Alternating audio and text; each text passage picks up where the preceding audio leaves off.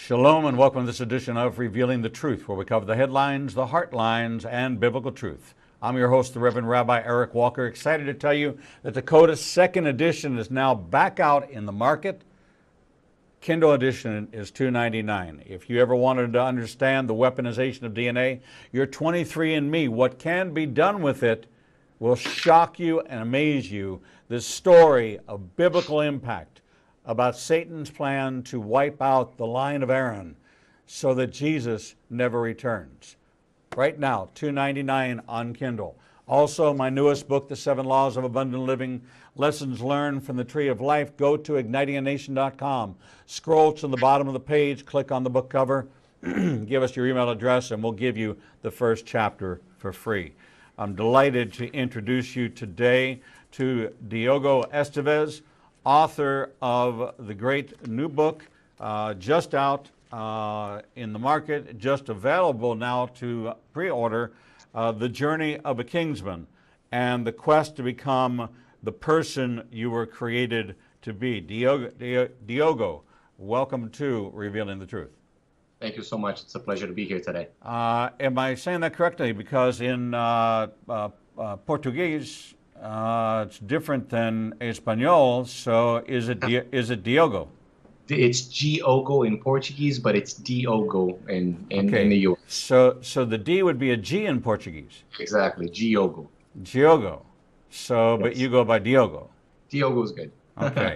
All right. So you can tell that neither Spanish or Portuguese, although I think the first 5 or 6 words of the Lord's Prayer in Spanish, but only enough to start it, and they say, that's wonderful, and then but I can't finish it. So kind of take us on a little journey back to you were raised in Brazil and moved to the United States at age 17. Tell us about Brazil. I think America is clearly unaware. The only thing we know is Rio. The only thing we know are the big festivals, the dancing, the lights, the bright lights, the cross on the mountaintop.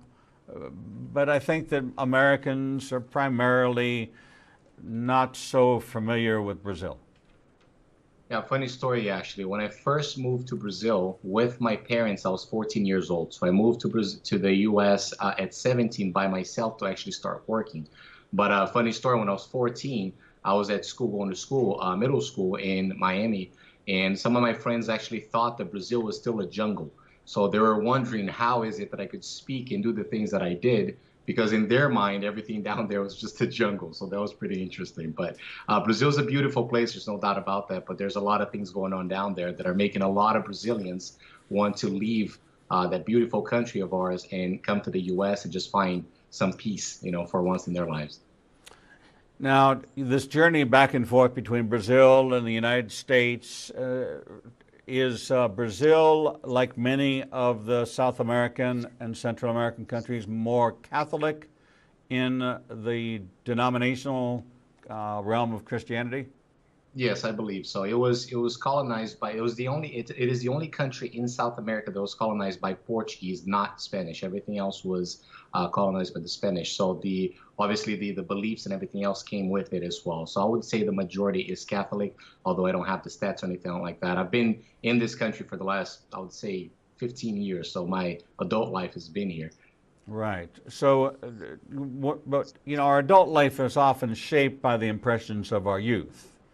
And so from a faith perspective, where were you in your youth? What were you exposed to? What kind of role models did you have that helped shape who you are or who you are becoming? So my father first came to Christ when I was 8 years old. So we pretty much grew up inside the church, and we were there in this particular church until about we were 14 years old. That's the reason why we moved to the U.S. the very first time. So most of my upbringing has been within the Christianity realm. Some of the beliefs that I developed along the way were actually were because of that, that exposure. But everything, as you obviously have seen in the book, has changed in the last couple of years, just because my perspective of how I saw God was completely twisted back then. Well, you're currently the president and founder of the Kingsman Academy, which is designed to equip now both men and women That's right. in the 12 essential elements of life, helping them to find their God-given calling. Before that, you built a multi-million-dollar business in investments, insurance, and real estate, most before the age of 30. 29. 29. So you've known great success. Well, that's what I thought success was. So yes, in that perspective, absolutely. So the American dream always has a dollar sign associated with it. Absolutely. Even in Christianity, you know, in the discussions that Jesus had, he was talking about the temple and the Pharisees. He says, "You give the best seat to the largest giver." You know, that was recognized as who the wealthiest in town was. We still do that. We have the Forbes 100 billionaires. We have all these listings and all these people who are worth all these fortunes, and what number they are and where they stack up on the list. And if you ask most people, tell me about yourself, they tell you what they do, okay, not who they are. All right? Because the identification in America especially is in what you do, not in who you are. So you went through a dark time in your life. Things changed. You actually contemplated suicide. You thought about ending this life, but things were so good. At least they had the appearance of so good. Well, what changed for you? Well, that's like I said, just going back to that question of your success, you know, it's everybody has a different definition of success, right? Especially when you're coming from another country and you're expecting to build all these things in the land of opportunity, in the promised land, I guess you could put it that way. And when you finally get to the peak of the mountain of what you think success was, you really look across the way and you realize that you just climbed the wrong mountain. So yes, on the outside, my life was great. We did build a very successful business in real estate. I've been in the financial services industry for the last 8 years, but the actual business was in real estate. So everybody looking from the outside thought that we had a perfect life. The challenge with that, and what most people didn't know about it, is that for the previous 8 years, I had been suffering with very deep depression. Very deep depression. I had been diagnosed depressed and with bipolar disorder and anything else you can possibly imagine. And I was on heavy medication, you know, therapy sessions and seeing psychiatrists and all these things. And believe it or not, every other week, I can laugh about it now, but it's very, very sad when I look back. Every other week, I would see myself in front of a mental institution, wanted to check myself in. That's the level. That's how bad it was. Now, throughout the month, I would be able to function 2 weeks. And for the other 2 weeks, I would be inside the house, barely wanting to leave my room, with anxiety and depression and all these things. But people didn't see this. You know, it wasn't just the business we had. We built a YouTube channel as well, and we had up to 80,000 subscribers within the first year. So imagine, we were doing something good and something that was successful, but there was no fulfillment at the end of the day, and that was the biggest challenge. So what was, you know, people often tell me, I don't feel well. And I say to them, it's not what you're eating, it's what's eating you. Absolutely. What was eating you? Lack of purpose. Because it all changed back in 2016. Like I said, we grew up inside the church, but my view of God was very twisted. So as I grew up, I was taught that God was this mean, evil, not evil necessarily, but this mean person sitting up high that was just waiting for me to do something wrong so he could punish me. That's how I was, not because of my parents, but because of the environment that we were in. And so growing up, I didn't necessarily want anything to do with God, because who would want to have a relationship with somebody like that? So I was inside the church. We were there every Sunday, But on the back end, I was just doing things that nobody would ever imagine. It was just really sad to see. So in April of 2016, when you thought, when I had seen already what I thought success was, I finally got down on my knees at my house with no pastor, no church, no nothing. And I literally asked God to take my life, screaming from the top of my lungs and just saying, if you're not going to give me purpose, there's no reason for me to live. So success, sure, that's what I thought success was up until that point. But there was no fulfillment whatsoever. There was no sense of purpose. And that was the biggest aha moment that I had at that moment. And that's when things really started changing. So you found yourself in despair. You found yourself at the end of you, which is really where God wants us to get to, not through difficulties, not necessarily through tragedy, not necessarily through mental illness or deep depression, but God does want us to consciously come to the end of ourselves so that we can grab a hold of Him and begin again. He will turn your mourning into dancing if you allow Him. In your introduction, you say you want to help readers keep from climbing the wrong mountain in life. You hear these stories of people who have climbed to this summit or to that summit, or the list of people that have climbed Himalayan to the top of the Himalayas, Mount Everest. And I always wondered to myself, why do you want to go to a place that no life can survive? The air is unbreathable. Nothing grows there. Nothing lives there. Why do you want to go to a place when life is in the valley? Life doesn't exist on the mountaintop. But we've been kind of sold this bill of goods that says that we need to have these mountaintop experiences. And I've always thought to myself, the Bible doesn't tell me that. It tells me that the valley is lush and green and is flowing with water, and the lowest place on earth is the Dead Sea. But right by the Dead Sea is this beautiful oasis, a wonderful respite called En-Gedi, which is where David hid out in the caves there, but it's flowing water and the ibex are there, and it's just a beautiful oasis there, right there near the lowest part, and that's in the valley, not at the mountaintop. At the mountaintop, nothing exists. So what is it that you're trying to keep the reader, what mountain is the wrong mountain, and what mountain should they be seeking? See, I believe that there's a reason that everybody keeps trying to find or seeking the top of the mountain. That's why they're trying to always outperform everybody else. They're always trying to achieve something because it seems like they're always trying to prove something, right? And this obviously goes back to the way you were brought up. And maybe your parents were just very demanding. Maybe your teachers were very demanding, and they needed to make sure that you were proving yourself and doing all these things. And that's how I lived most of my life.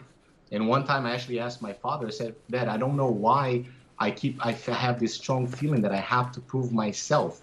And I'm asking you now, have you ever pushed myself very hard when I was younger, and to be able to prove something? He said no. So all my life I kept trying to understand what was going on within me, that I always had this feeling of needed to just prove myself constantly. There were no moments of victory, by the way, and that's the biggest challenge, because it doesn't matter how much you achieve. When you're in that mindset, it's never enough. So when I say climbing the wrong mountain, I believe in a couple of very simple things. I believe we were all created uniquely. That's the reason why you can't find another fingerprint anywhere in the world, like mine, anywhere in the world. Right. So we're all created uniquely. So we're created for a purpose. We have a mission on this earth. That's the reason God gave us specific gifts and talents, so we could understand them, develop them, and then be able to help others, right? Love God above all things, and then love one another. Those are the two biggest commandments, the greatest commandments. But in order for you to understand why you were created, you have to understand who you are. And that's the biggest thing. You see, when I achieved all what I thought success was and what other people thought success was, I became what I had. That's the problem. So it's not that the things that I had were taken away. I still kept it, but I lost my. There was such a loss in when it comes to sense of identity. I didn't know who I was. I didn't know what type of personality I had. I didn't know my temperament. I didn't know anything about myself. So how can I know what I was created to do if I don't know who I am? Now here's the challenge. I cannot find out who I am if I don't know who made me. Right? I always talk about a blender. If you look at a blender, the blender is a very powerful thing. But if it's not blending, it's not doing what it was created to do. You could serve as something to store something, within in your pantry. It could be used to serve water, but it's never blending, which is what it was created to do. So if that blender had feelings, it would be very frustrated all its life. That's the whole purpose behind it. I think most people are living their lives frustrated because they're not living within their purpose. And that's the mountain that I'm talking about. We look in the Bible at spiritual gifts, and I've often counseled people that if you are not operating in the gifts God has given you, for instance, let's say you have the gift of hospitality, but in your church, you're in the back room counting the offering. You're not out front greeting people. You're going to become pretty disenchanted with that church. You don't know why. You just all of a sudden you find issue with the pastor's message. You don't like the worship anymore. And you're searching for a new church, but it has nothing to do with the church. It has to do with you not being satisfied because you're not where you're supposed to be. You're not operating in your gift. Okay? So if I take you from the back room and I put you out front and you're serving and you're interacting with people, it's the greatest church in the world, and that guy could be spewing heresy and they have no music at all, but you're flowing in your gift. You're very satisfied and very joyful, and you're telling everybody what a wonderful church it is. Right? Because we're so self-identified that we're kind of cut off from the external, and it's all how we relate to it's us as the nucleus, where we think that the world revolves around us. You obviously weren't flowing in your gifts because you didn't know anything about yourself, the Creator, and what He created you to do, and what gifts He gave you so that you could find joy, contentment, peace, love, understanding, shalom, that peace that passes all understanding. You can't have any of that if you're operating in this darkness of the unknown. Does that describe where you were in this pit of despair, this darkness of unknown, no reflection of yourself in the mirror because there was nothing there because you couldn't perceive what was there? Absolutely. And you're so empty at the end of the day that you're trying to fill the void that's within you with things. And that's the challenge. Things will never fill the void that God was meant to fill you with. There's just no other way. So I think there's a great movie. I don't know if you've ever seen it, but it's called The Giver. And I think it's a beautiful movie exactly because of this, what you just talked about. They watch over the kids until they're about 17 years old, I believe. So they're looking at they're studying their personalities and all these things, how they act and how they behave and how they say things. And then by the age of 17, I believe, they give them their assignment in life. Now, when they're given that assignment, they're extremely happy because that's what they were created to do. Now, somebody watched over them for 17 years before they actually got started. So in my mind, I wish we had a society that worked, not in every aspect, obviously, as the movie, but in that sense that, listen, let's watch over you for the next few years to understand who you are. And then that way we can understand what you were created to do. And that way you can play your role in society and impact the lives of so many. I keep wondering what the world would look like if every single person were acting in the position that they were created to act. I don't think there would be any thefts, any killing, no kidnapping, no nothing, like no wars, because every single person would wake up each day happy and excited about their lives, wanting to live and not really exist, because that's how most people are living. They're not living, they're existing.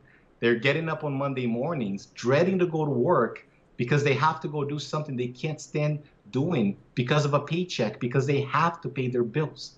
And then when Friday comes, they're excited because now they get to take 2 days off. I don't think that's the way God intended for us to live. I believe that we should be sad when Friday comes along and happy when Monday comes along, because we get to be in that exactly where we were meant to be. That's how I think life should be lived. You titled your book "The Journey of a Kingsman." What is a Kingsman? So a Kingsman to me is someone who lives for something higher than themselves, not because they're trying to become something so great in this world and, trying to make a name for themselves. But Kingsman is, in my view, it's humanity at the King's service. That's pretty much what it is. I believe that when you believe that you were created by a superior being for a specific reason, everything in your life changes, because every day when you wake up, you want to find a way to impact others using the gifts and talents that you were given.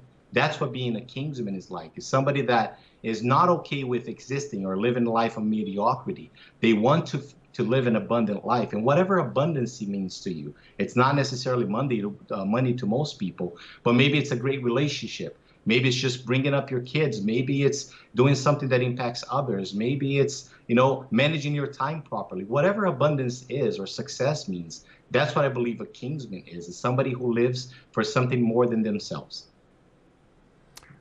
So in your book, you start out by talking about purpose.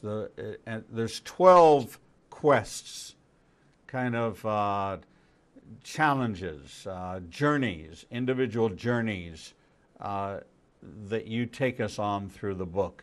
And your first quest is purpose, finding out what you were created for. Now, what's interesting is that the one thing that everyone was created for was to worship God. That was the very first part of creation. He created the angels to worship him, and he created man to worship him. So one of the things that we don't do well is worship. I was challenged years ago by Pastor Jack Hayford. Had I instructed my congregation to know what their purpose was, which was what all men were created to do, men, women, mankind, were created to do, was to worship God. And did they know how? Did they understand some of the Hebrew concepts of worship, of using instruments or their voice or bowing down low in worship, and understanding the difference between praise and worship? And I took it as a personal challenge. And for 2 months, I did nothing but preach about worshiping God and how God lays out a pattern for worship. So our first purpose is a divine purpose, and that is to worship God. But you take us then through this process of gaining clarity, moving from submission to release. How do you do that? Well, I believe that I'm a very analytical person, so that's my personality type, right? So everything has to make sense to me, and it has to have a certain order for me to be able to apply it. I believe that we worship God in everything that we do. Most people, and this is how I used to view it, is when you go to church and you're raising your hands and singing the song. But when they get home, their marriage is a mess, the relationship with the man is a mess, their work is a mess. So they're not really worshiping God in everything else. So my perspective of worship completely changed, in the last couple of years. Now, when we talk about purpose, and this is what I described in the book, this is my view and my perspective once again, that's why I make it very clear in the introduction, is I believe that we were created to have a vertical relationship with God, and we were also created to have relationship horizontally with one another, right? Love God above all things and love your neighbor as yourself. That's the sign of the cross as well, which is really cool. That's the general purpose, I believe. There's a specific purpose. When I talk about purpose, I'm talking about what you were put here on this earth to accomplish. And that's the challenge. because you can worship God and have the best relationship with everyone. But if you're still struggling every day, especially with what you're doing, because that's where you spend at least a third of your day, then you're never going to live a life full of fulfillment. So I believe there's a general purpose and there's a specific purpose as well. And a lot of people, yes, they're living out the general purpose, but they have no clue. They're not aware that there's a specific purpose. They go to work every day wondering if that's their suffering life, that's the cross they have to carry throughout their lives. I don't believe a single person should have to do work that they don't feel like doing. Not feel like, oh, I don't feel like going to work today. Because when you're living out your specific purpose, you want to do that 24/7. It's part of your life. And that's the reason I don't believe that personal life, business, or work and ministry are separate. I believe they're all one, because you have to be living what you're preaching. You see, throughout the years, what I saw a lot within the church, and obviously I'm talking about church and pastors because that's the environment I grew up in, is that there were good preachers, but they wouldn't do what they were preaching. And that really got to me, because I'm like, how could I hear someone? Nobody's perfect. Nobody will ever be perfect. But how could you be demanding something that you're not living yourself? So why not try to get aligned and understand not just the general purpose, but the specific purpose as well? Like I said, for you to do that, you have to know who you are, and then you have to know your creator, and then you'll eventually find that specific purpose. But it is a journey. That's the reason why I'm taking people on a journey that has 12 quests, because that's the other thing that most people don't understand. If you're not living a balanced life, and you're not working in every single area of your life, which are the 12 quests that I talk about, when you get to the end of your life, let's say you sacrificed all areas to build wealth, you will spend all your wealth to make sure that you get everything else back. But you won't be able to. You have no more time. That's the only thing that we can't get more of. So that's what I mean when I'm talking about the journey and the quest and everything else throughout the book. Understood. We're talking with Diogo Esteves, author of the new book, The Journey of a Kingsman, and the 12 Quests to Become the Person You Were Created to Be.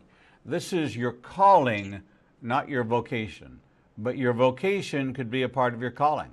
That's Absolutely. Where you'll find your fulfillment.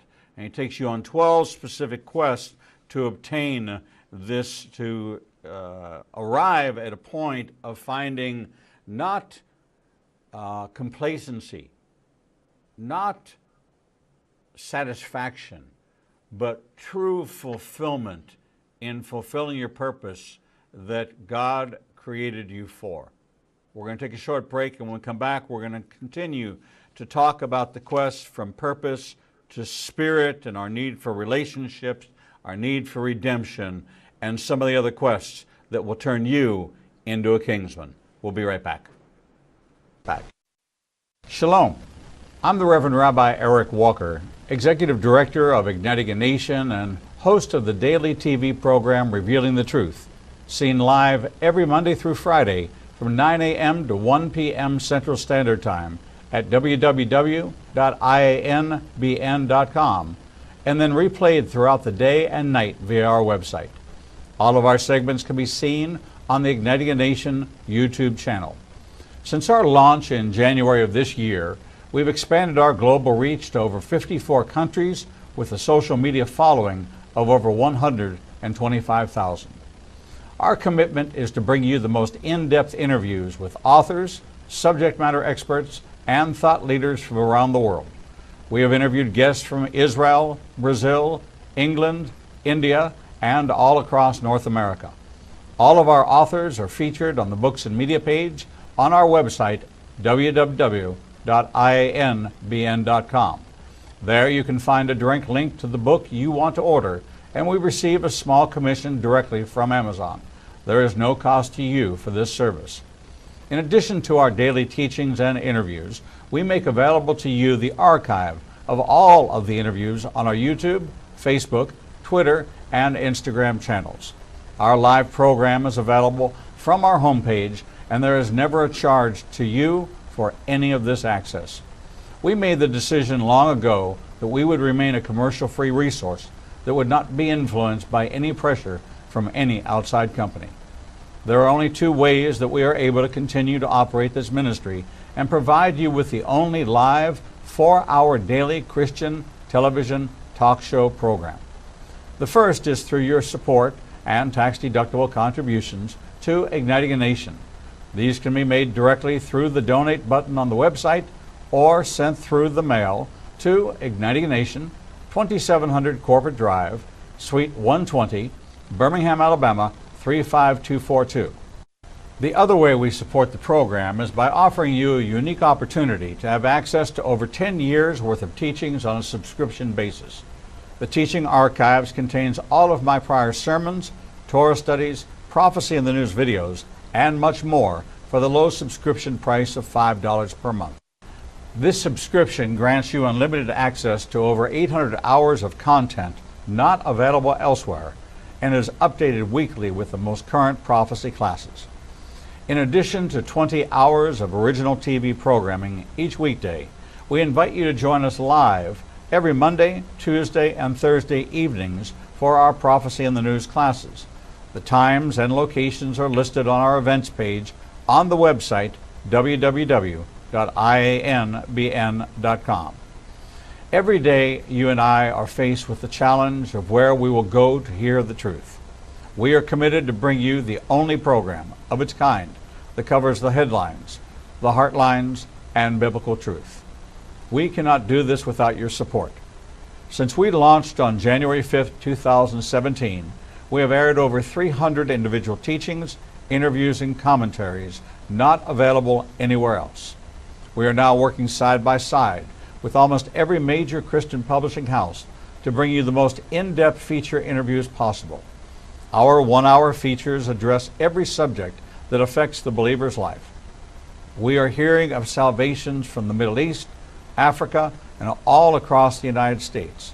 Lives are being changed every day, and we have only just begun. Our mission is to become your trusted resource and grant you access to the people, tools, and information you need to grow in your relationship with the Lord. You can help us by liking us on social media and through your financial support. We know you have many choices in who you support, but we are prayerfully asking you to consider helping us keep revealing the truth, true to our calling, to cover the headlines, the heartlines, and biblical truth like no other program available. Donate today and help us bring the message to the four corners of the earth. Visit www.ianbn.com and donate, buy a book, or subscribe to our teaching archives. Without you, we do not exist. Back. Shalom. I'm the Reverend Rabbi Eric Walker, Executive Director of Igniting a Nation and host of the daily TV program Revealing the Truth, seen live every Monday through Friday from 9 a.m. to 1 p.m. Central Standard Time at www.ianbn.com and then replayed throughout the day and night via our website. All of our segments can be seen. Shalom and welcome back to this edition of Revealing the Truth, where we cover the headlines, the heartlines, and biblical truth. I'm your host, the Reverend Rabbi Eric Walker, and we're talking with Diogo Esteves, author of the soon-to-be-released book, The Journey of a Kingsman, and the 12 Quests to Become the One You Were Created to Be.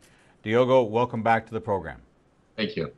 Diogo, we talked about this depression that you came out of, this lack of purpose, this great accomplishment of wealth and success measured by man, but feeling empty, unfulfilled, confused, despair, functional but dysfunctional, healthy but unhealthy, broken but whole, wealthy but bankrupt, all of these things going on that Paul actually writes about 2 Corinthians 5:17 through 2 Corinthians 6:10.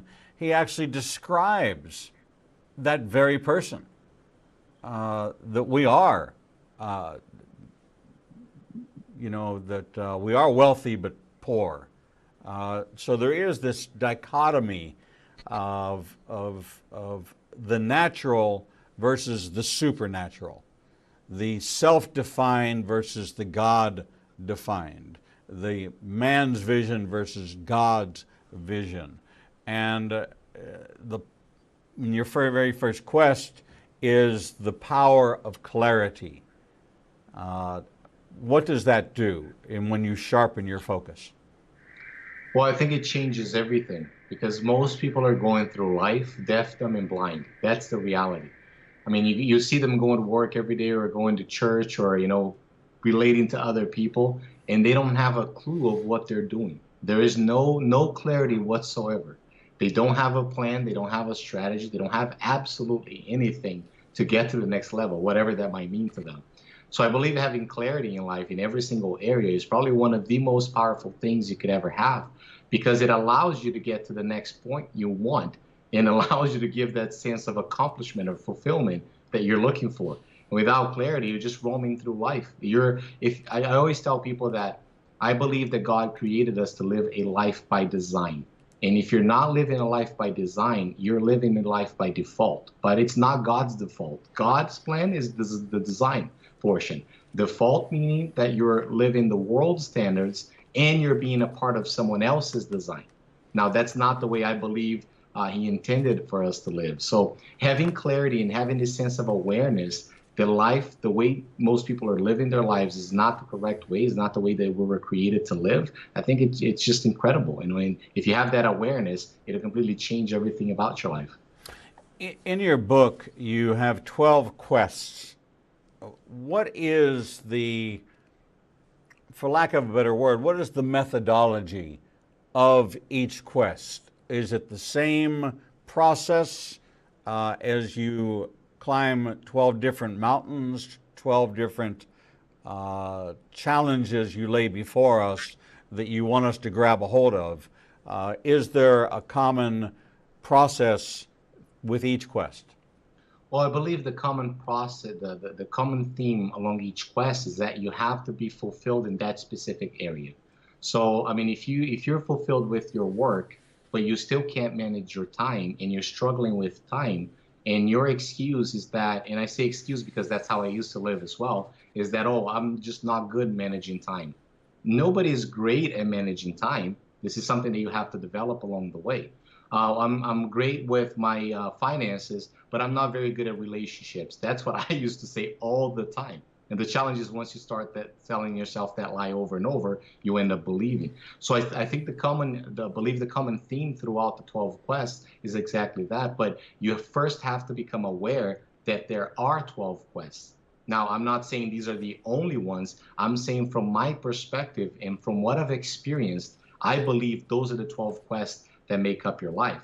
I just don't believe that unless you master each and every one of them. And when I say master, it's just coming to a place of fulfillment. It doesn't look the same to me as it looks to you. I'm an analytical person, so I have a schedule in every single little activity that I have. Yours might be different because you're different. But if at the end of the day, we could both say, we managed our time well today because we're able to accomplish and do these things, and perfect, we've done the job. So I didn't want to provide people with a recipe, and that's one of the reasons that throughout the book I say I'm not going to tell you what to think, but how to think, is because I think every single person that does this type of work, not every person, but most people, is trying to give you a recipe for success. And I make that very clear in the book that I don't believe anybody has a recipe for success because it's according to their blueprint. They have to give you questions that you can ask yourself, or maybe things that you can do to get to a certain spot to where you understand what success and fulfillment look like to you, but not tell you what success is, because it might not go well with your personality type or how you were designed.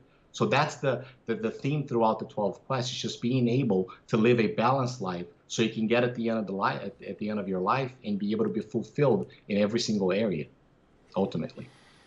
So you talk about our spiritual quest, our need for relationships and our need for redemption. You then go into talking about the quest for the soul, which is mind, will, and emotion, kind of changing our perception of victim to victorious. How do you do that? Because there's a lot of people struggling with this victim mentality. They come by it honestly. Adam, when asked by God, "Where are you?" kind of blamed God first by saying, "Well, the woman that you gave me," so first he blames God, "the woman you gave me, she made me eat then he blames her, and then finally he says, the last thing he says is, and I ate.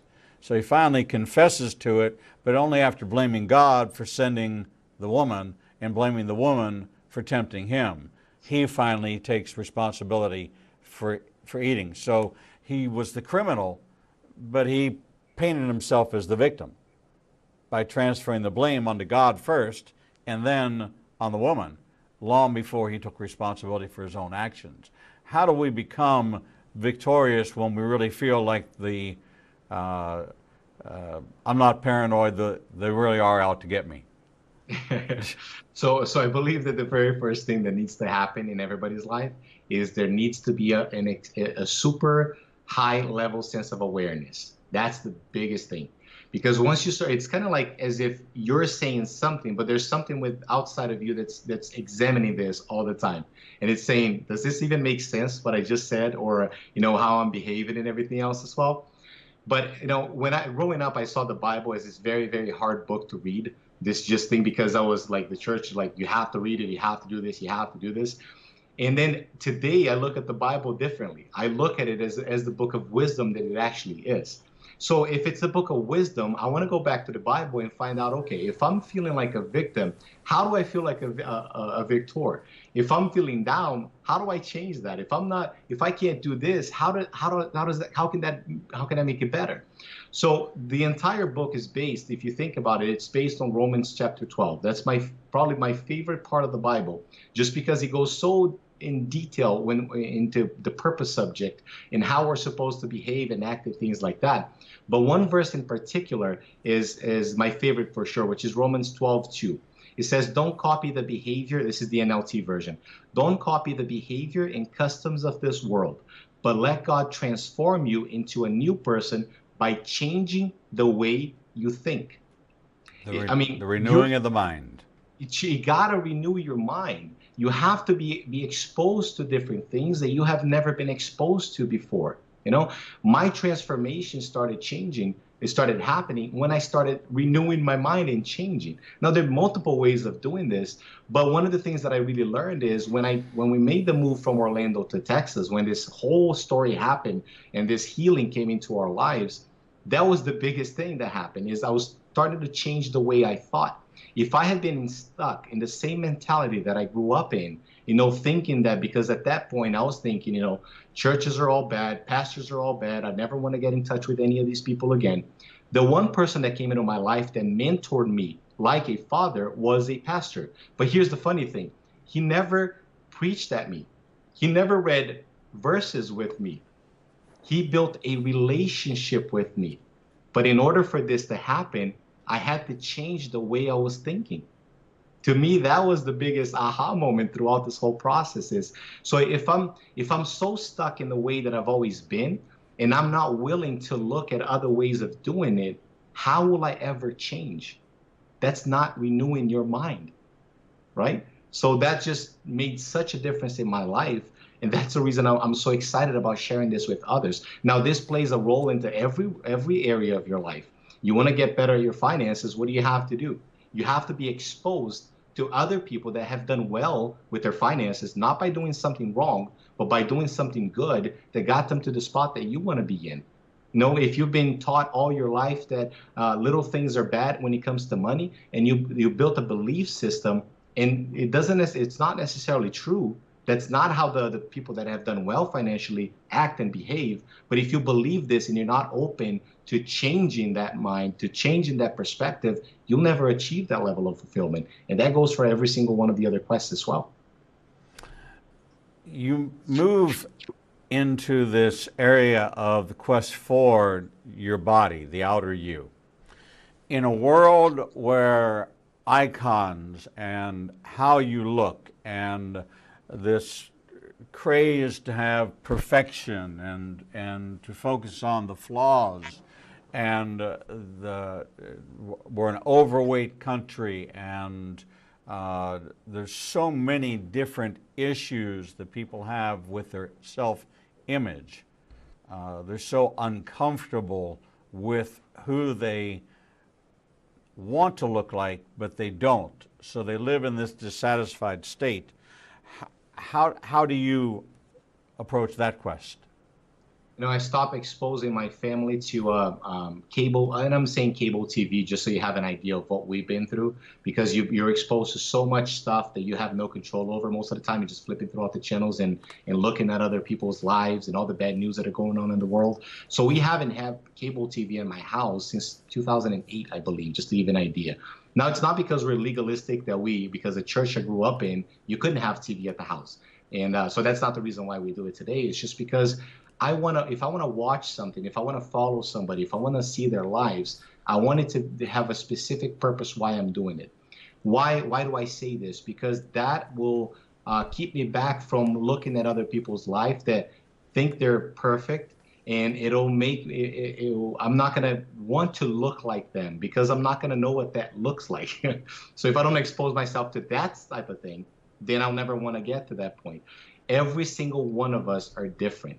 There is no way that one person is going to look exactly like the other. So if you come to that sense that, I want to find out who I am and how God made me, knowing that, because we're talking about the body chapter, knowing that if the Bible says that my body is the temple of the Holy Spirit, then should I treat that temple? Most of us are eating and not eating. Eating and not sleeping and not drinking water and doing these things because we're so busy and so caught up in our daily lives that we're damaging the very thing that's keeping us in this earth. It doesn't make any sense. So in the book, I give an example of a Ferrari, right? If somebody gave you a very expensive car today, how would you take care of that car? That car is valuable today, but 100 years from now, it will be 10 times more valuable only if you take care of it. So it's not that we're trying to do damage to our bodies or the people around us or our soul and our spirit, our mind and will and emotions. It's not that we're intentionally trying to mess it all up, but we have no instruction in a specific area. And if we don't know what we're doing, how will we ever do it right? Albert Einstein used to say that the definition of insanity is doing the things over and over and expecting a different result. If I don't look the way I want to look, what do I have to do? Let's be real here. I have to go talk to somebody that knows what they're doing that will help me get to the next level. Not so I can look like that guy. Maybe I'll look better. Maybe I won't look as big or as nice or anything like that. But if I want change, I have to find somebody, a mentor, or somebody that has proven results that will help me eventually get there. It's pretty simple. So it's a very logical progression that you go from the outer you to mentorship that helps you frame things in relationship to the Word of God as opposed to the Word of man. And you begin through these various quests. We're now halfway through this journey now, and we come to the legacy building, the family. This is where they bear your name. And most people don't take the time to think about what we would call life is in the dash. In between the year you were born and the year you die, that's where life occurs. And yet that's the only thing that's inscribed on your headstone is a dash. That represents your whole legacy. How will you fill in that blank? If we see a dash on a screen, it's a blank that needs to be filled in. How do we fill that in? And this quest is really devoted to that family. So how do you approach your family differently via this quest than you had in the past? Because I went through most of my life, and like I said, no, not because of somebody else's fault. This is just something that was going on within me, and for a long time I blamed other people. So what I was going through, I ended up hurting my family quite a bit, and obviously you can see it throughout the whole book. I'm being very open about everything that ever happened in my life, pretty much, because I wanted to help others bring healing to their lives as well. But legacy is so important to me because, like I said, I believe that God has placed each and every one of us in this world to do something more with our lives. Now, it's not, building a name or becoming famous or doing anything like that. There's nothing wrong with those things because those are just fruits. Same with being wealthy or anything like that. There's nothing wrong with that, but it's just fruits of who you are and now what you're doing because you're living God's purpose for your life. So leaving a legacy, I believe it's one of the most important things. And as a matter of fact, a couple of weeks ago, a friend of mine challenged me, and we're in a group, a men's group that we meet on Fridays, and he challenged us and he said, go to the cemetery, go through the tombstones and tell me the types of legacy that you see there. And I took a picture and actually posted on my Instagram account as well, because the majority, I would say 95%, if not 97% of the tombs there had nothing written on it other than the date they were born, the day they died, and their name. And that was just extremely sad, because I'm like, what did you do with your life? What happened throughout this whole process? All this life that was given to you, all this time that was given to you in this world, you consumed all the resources. That's great. How did you give back? How did you impact others? Did you actually do something? Did you write a book? Did you write a song? Did you put together a seminar that helped somebody? Did you build a company? What did you do? It's not a matter of being better or worse, or a little or a big. What did you do? So this is one of the things that I challenge people is, what would you like people to say about you once you're gone? Not saying, look, this guy is just so incredible. No. What was the legacy that you left? Were you able to impact somebody's life? And was that legacy, is it a real legacy that's still impacting people long after you're gone? You know, looking back in the history and just looking at all these amazing people that have done so much for humanity. And you're like, why couldn't I be one of those?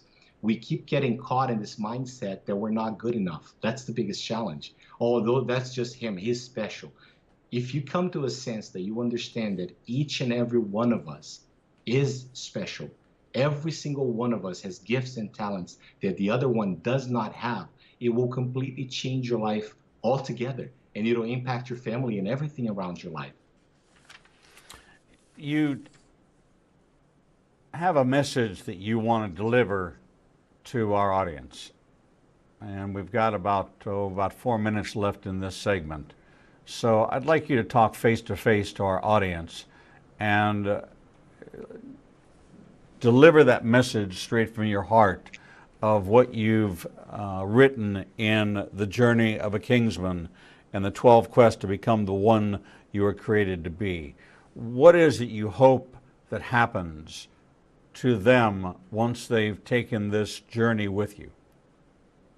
See, I believe that we make life a lot more complicated than it actually has to be.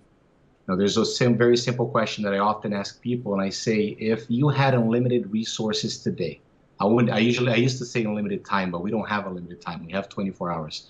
If you had unlimited resources today, what would you be doing with your life first thing in the morning? What would your day look like? I'm not just saying, going to the beach and just relaxing, because you'll get to a point where you're going to feel so empty that you're going to get lost. I've been there, done that, been there, done that.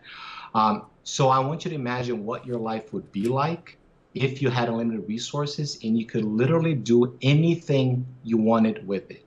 The only caveat is that you would have to do something that would impact somebody else's life. What would your life look like if you woke up each morning wanting to live and not exist? You're excited about jumping out of bed every morning. Life is beautiful, how it was intended to be. You're living a life by design.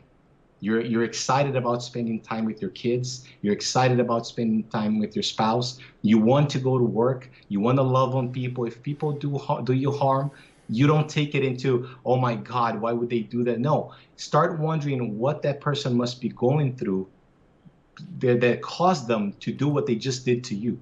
Start thinking about your thoughts. Start thinking about your actions. If we start living a life aware with a heightened sense of awareness, your life will change. Start believing that you were created uniquely by an almighty God that wants you to do something with your life that will touch someone else's life. So maybe that's at the grocery store when you're talking to the cashier. If nothing else, be nice to them. Ask them how they're doing. If you see that they're hurting, give them an encouraging message. Start living your life and treating others how they want to be treated, not how you would want to be treated, because you're different than everybody else. The other thing I would say is understand who you are. We have different types of personality. There are 4 major types of personality. Who are you? Why are you having such a challenge within your home and within your work, and you just keep banging heads with everybody else, and you don't understand why you just can't come to a sense of agreement? There's a reason that person is different than you. Stop trying to impose the way that you think things are into them. It's just real simple, but if nothing else, just understand that you are special, you are unique. There is something out there for you to do, for you to fulfill. There is a greater life waiting for you, but you have to be intentional about that life. If you're going to keep living life the way you've been living up until now, which you're really just existing, you're never going to find the true sense of fulfillment and happiness that you've been looking for all your life. It's a great message, Diogo. We've been talking with Diogo Esteves, author of The Journey of a Kingsman and the 12 Quests to Become the One You Were Created to Be. 12 quests, challenges laid before you, mountains for you to climb, that when you've accomplished each one of these, you'll find out the you were created to be. Diogo Esteves, thank you so much for being with us here on Revealing the Truth. Thank you so much, Eric. It's been a pleasure.